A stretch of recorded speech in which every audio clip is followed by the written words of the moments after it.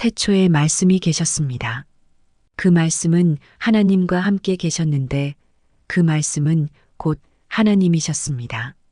그분은 세상이 창조되기도 전에 하나님과 함께 계셨습니다. 모든 것이 그분을 통하여 지음을 받았습니다.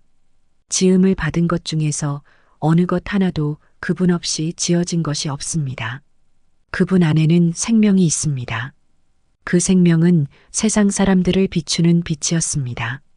그 빛이 어둠 속에서 빛을 발했지만 어두움은 그 빛을 깨닫지 못했습니다. 하나님께로부터 보냄을 받은 요한이라는 사람이 있었습니다. 요한은 그 빛에 대해 증언하여 자기를 통해 모든 사람들이 믿음을 얻도록 하기 위해 보냄을 받은 사람입니다. 요한 자신은 그 빛이 아니었으나 사람들에게 그 빛에 대하여 증언하기 위해 온 것입니다. 참빛이 있었습니다. 그 빛은 세상에 와서 모든 사람을 비췄습니다. 참빛이 되신 말씀이 세상에 계셨습니다. 세상은 그분을 통하여 지음을 받았는데도 그분을 알지 못하였습니다. 그분은 자기의 땅에 오셨으나 그의 백성들은 그분을 영접하지 않았습니다. 그러나 누구든지 그분을 영접하는 사람들, 그분의 이름을 믿는 사람들에게는 하나님의 자녀가 되는 자격을 주셨습니다. 좋은 가문에 태어난 사람들만 하나님의 자녀가 되는 것이 아닙니다. 또한 어떤 사람들의 계획이나 바람에 의해서 그리고 그들의 조상으로 말미암아 하나님의 자녀가 된 것도 아닙니다. 다만 그들은 하나님 자신이 그들의 아버지라는 사실 때문에 하나님의 자녀가 된 것입니다. 말씀이 사람이 되셔서 우리 가운데에서 사셨습니다. 우리는 그분의 영광을 보았습니다. 그 영광은 오직 아버지의 독생자만이 가질 수 있는 영광이었습니다. 그 말씀은 은혜와 진리로 충만해 있었습니다. 요한이 그분에 대해서 증언하며 외쳤습니다. 내가 전에 내 뒤에 오시는 분이 계시는데 그분이 나보다 더 위대하신 것은 내가 태어나기 전에 존재하셨기 때문이다라고 말했는데 이분이 바로 내가 말한 그분이다. 그분의 충만하신 것에서 우리 모두는 넘치는 은혜를 받았습니다. 그것은 율법이 모세를 통해 주어졌지만 은혜와 진리는 예수 그리스도를 통하여 왔기 때문입니다. 지금까지 하나님을 본 사람은 아무도 없었습니다. 그러나 하나님이시며 아버지 곁에 계시던 독생자이신 분이 우리에게 하나님이 어떤 분이신지를 알려주셨습니다. 요한이 증언한 내용은 이렇습니다. 예루살렘에 사는 유대인들이 제사장과 레위인 몇 사람을 요한에게 보내어 당신은 누구십니까? 라고 묻게 했습니다. 요한은 그 질문에 거절하지 않고 대답했습니다. 그는 분명하게 말했습니다. 나는 그리스도가 아닙니다. 그러자 그 사람들이 요한에게 물었습니다. 그럼 도대체 당신은 누구십니까? 엘리야입니까? 요한이 대답했습니다. 아니요, 나는 엘리야가 아닙니다. 그러자 그 사람들이 물었습니다. 장차 오시기로 한 그 예언자입니까? 요한은 또 대답했습니다. 아닙니다. 그러자 그들이 요한에게 말하였습니다. 그렇다면 당신은 누구십니까? 우리는 우리를 보낸 사람들에게 보고해야 합니다. 대답해 주십시오. 당신은 자신을 무엇이라고 생각하십니까?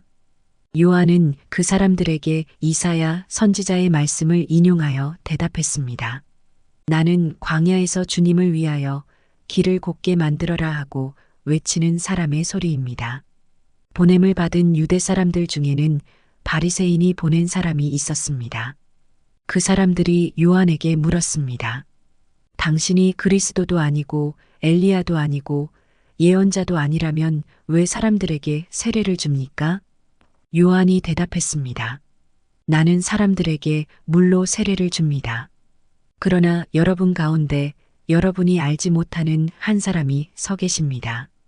그분은 내 뒤에 오시는 분이지만 나는 그분의 신발끈을 풀 자격도 없는 사람입니다.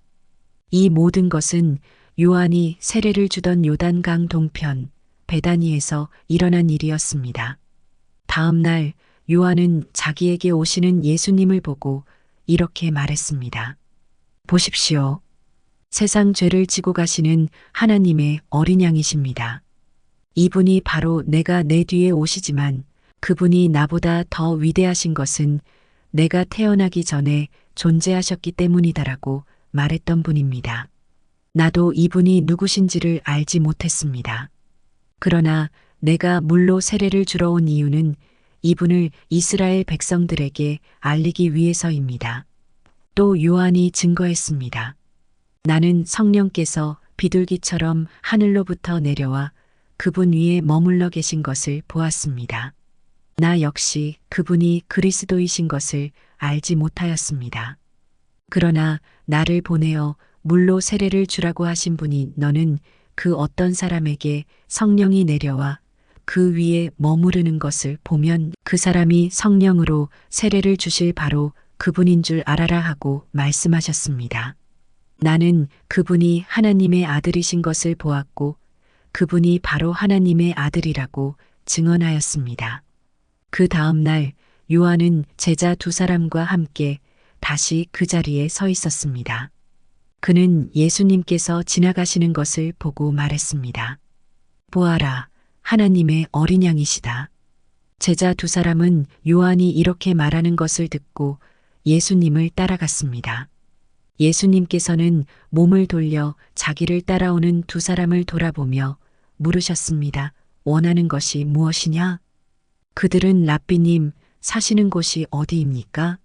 라고 말했습니다. 랍비라는 말은 선생이라는 뜻입니다. 예수님께서는 와서 보아라 하고 대답하셨습니다. 그래서 두 사람은 예수님과 함께 갔습니다. 그들은 예수님께서 머무르시는 곳을 보았고 그날 예수님과 함께 그곳에서 지냈습니다. 때는 오후 4시쯤이었습니다. 요한에게서 예수님에 대한 이야기를 듣고 예수님을 따른 두 제자 중 한 사람은 시몬 베드로의 동생 안드레였습니다. 안드레가 첫 번째 한 일은 그의 형 시몬을 찾은 일이었습니다. 그는 시몬에게 우리가 메시아를 찾았어라고 말했습니다. 메시아란 그리스도를 가리키는 말입니다. 그리고 나서 안드레는 시몬을 예수님께 데려왔습니다. 예수님께서는 시몬을 보시고 내가 요한의 아들 시몬이구나. 이제 너를 게바라고 부르겠다라고 말씀하셨습니다. 게바란 베드로란 뜻입니다. 다음 날 예수님께서는 갈릴리로 가기를 원하셨습니다. 예수님께서는 빌립을 만나시자 그에게 나를 따라오너라 하고 말씀하셨습니다. 빌립은 안드레와 베드로와 같은 동네인 벳세다 사람이었습니다. 빌립은 나다나엘을 만나고는 그에게 이렇게 말했습니다. 모세가 율법책에 썼고 예언자들도 기록한 그분을 우리가 찾았다. 나사렛 사람 요셉의 아들 예수님이 바로 그분이시다. 그러나 나다나엘은 빌립에게 나사렛에서 뭐 좋은 것이 나올 수 있겠는가? 라고 말했습니다. 빌립은 와서 보아라 하고 대답했습니다. 예수님께서는 나다나엘이 자기에게 오는 것을 보시고 여기 참 이스라엘 사람이 있다. 이 사람에게는 거짓된 것이 하나도 없다라고 말씀하셨습니다. 나다나엘은 예수님께 저를 어떻게 아십니까? 하고 물었습니다. 예수님께서 대답하셨습니다. 빌립이 너를 부르기 전 내가 무화과 나무 아래에 있는 것을 내가 보았다. 나다나엘은 예수님께 선생님, 당신은 하나님의 아들이시며 이스라엘의 왕이십니다라고 대답했습니다. 예수님께서는 나다나엘에게 내가 무화과 나무 아래에 있는 것을 내가 보았다고 말해서 나를 믿느냐? 그러나 너는 그것보다 더 큰 일을 보게 될 것이다라고 대답하셨습니다. 그리고 그들에게 내가 너희에게 진리를 말한다. 너희는 하늘이 열리고 하나님의 천사들이 인자 위에서 오르락 내리락 하는 것을 보게 될 것이다라고 말씀하셨습니다. 3일째 되던 날에 갈릴리에 있는 가나라는 마을에서 결혼식이 열렸습니다. 예수님의 어머니도 결혼식에 참석하였고 예수님과 그분의 제자들도 결혼식에 초대받았습니다.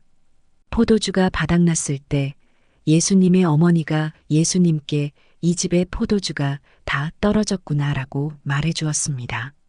예수님께서는 어머니, 왜 저에게 이런 부탁을 하십니까?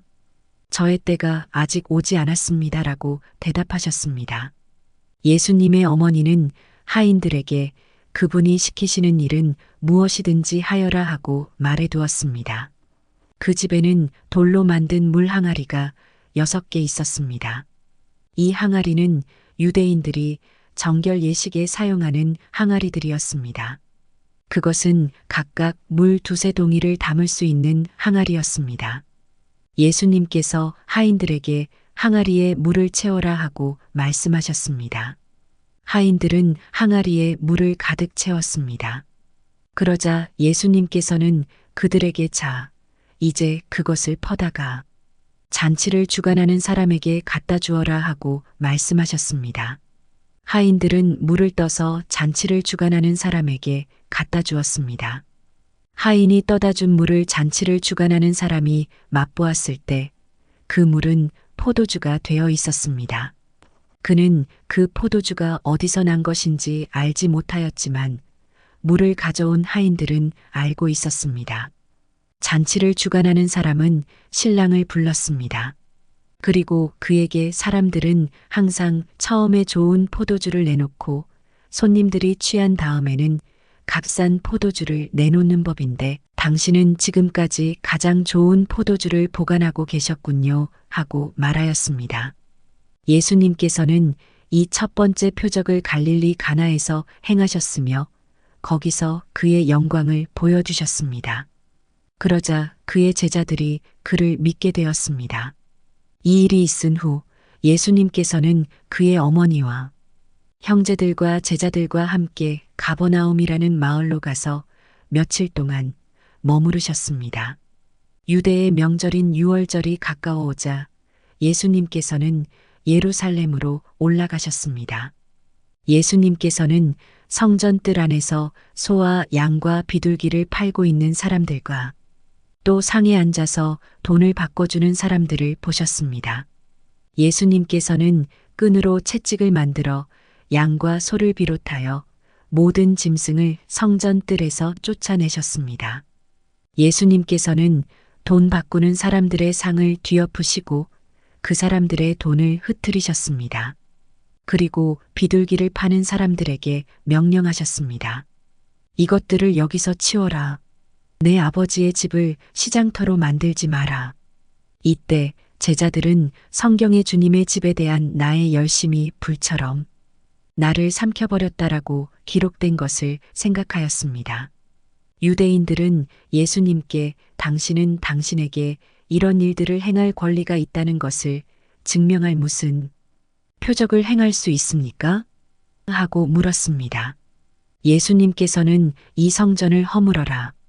그러면 내가 3일 만에 이것을 다시 세우겠다라고 대답하셨습니다. 그러자 유대인들은 이 성전을 건축하는데 46년이 걸렸는데 당신이 3일 만에 다시 세우겠다는 겁니까? 라고 반문했습니다. 그러나 예수님께서 말씀하신 성전은 그분 자신의 몸을 가리키는 것이었습니다. 예수님께서 죽은 자들 가운데서 부활하신 후에 그분의 제자들은 예수님께서 이렇게 말씀하신 것을 기억하였고 그들은 성경과 예수님께서 하신 말씀을 믿었습니다. 예수님께서 예루살렘에 계시는 유월절 기간 동안 많은 사람들이 그분이 행하시는 표적을 보고 예수님을 믿었습니다. 그러나 예수님께서는 모든 사람을 알고 계셨기 때문에 자기 자신을 그 사람들에게 맡기지 않으셨습니다. 예수님께서는 사람들의 마음속에 무엇이 들어있는지 알고 계셨기 때문에 사람에 대해서 어느 누구의 증언이 필요가 없었습니다. 바리새인들 중에 니고데모라는 사람이 있었습니다. 그는 유대 공의회 의원 중 한 사람이었습니다. 어느 날 밤 니고데모가 예수님을 찾아왔습니다. 그는 선생님, 우리는 당신이 하나님께로부터 오신 선생님이라는 것을 압니다. 하나님께서 함께 하시지 않는다면 아무도 선생님께서 하셨던 일들을 행할 수 없습니다라고 말했습니다. 예수님께서 대답하셨습니다. 내가 너에게 진리를 말한다. 누구든지 다시 태어나지 않으면 하나님의 나라를 볼 수 없다.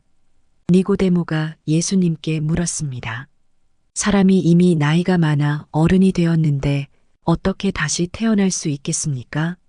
어머니의 태안에 다시 들어가 2번씩이나 태어날 수 있겠습니까?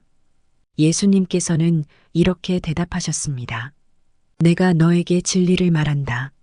누구든지 물과 성령으로 태어나지 않는다면 그 사람은 하나님 나라에 들어갈 수 없다. 사람이 육체적으로는 그의 부모로부터 태어나지만 영적으로는 성령으로부터 태어난다. 내가 너에게 다시 태어나야 한다라고 말한 것에 너무 놀라지 마라. 바람은 제 맘대로 부는 법이다. 너는 바람 부는 소리는 듣지만 그 바람이 어디서부터 와서 어디로 가는지는 알지 못한다. 성령으로 다시 태어나는 모든 사람도 이와 같다. 니고데모는 이런 일이 어떻게 가능할 수 있습니까? 라고 물었습니다. 예수님께서 대답하셨습니다. 너는 이스라엘의 선생인데도 이 일들을 이해하지 못하느냐? 내가 너에게 진리를 말한다. 우리는 우리가 아는 것을 말하고 우리가 본 것을 증언한다. 그러나 너희는 우리가 증언한 것을 받아들이지 않고 있다. 내가 너희에게 이 세상의 일들에 대해 말했는데도 너희는 나를 믿지 않는데 내가 너희에게 하늘의 일들을 말한다면 너희가 어떻게 믿겠느냐? 하늘에서 내려온 사람, 곧 인자 외에는 하늘에 올라간 사람이 아무도 없다.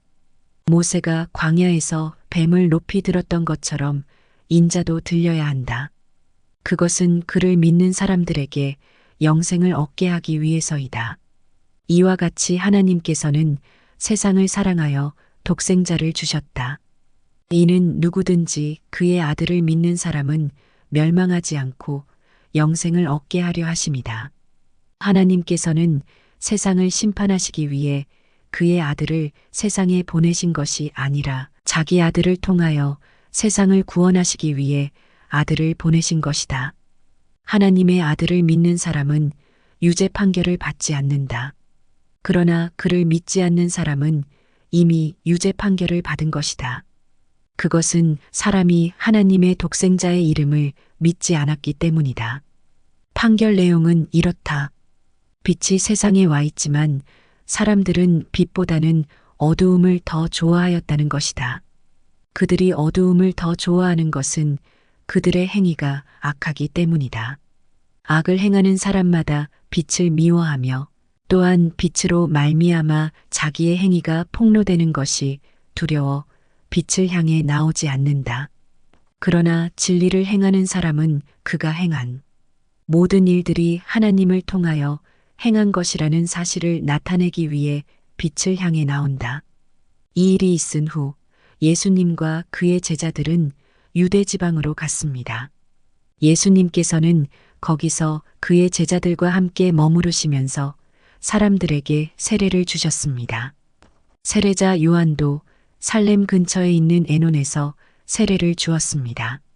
이는 그곳에 물이 많고 사람들도 계속해서 자기에게 나아왔기 때문입니다.